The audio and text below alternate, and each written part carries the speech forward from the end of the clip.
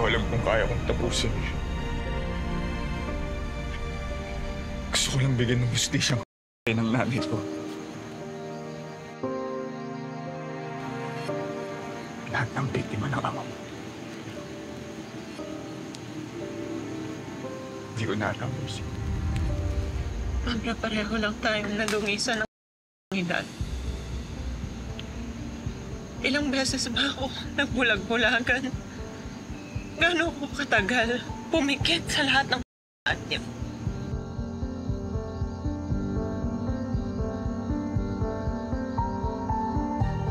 Kinakailangan natin maging matapang, Abra. Panindigan. Maging tapat sa ating mga prinsipyo. Kasi kung hindi tayo, sino ang magbibigay ng hustisya sa lahat ng nabiktima niya?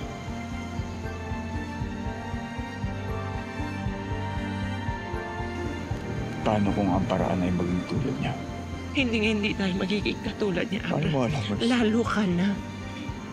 Kahit mabalot man ang kasamaan ng paligid mo, pilit mong yayakapin ang kabutihan. Dahil yun ang tunay mong pagkatao. Tandaan mo yan.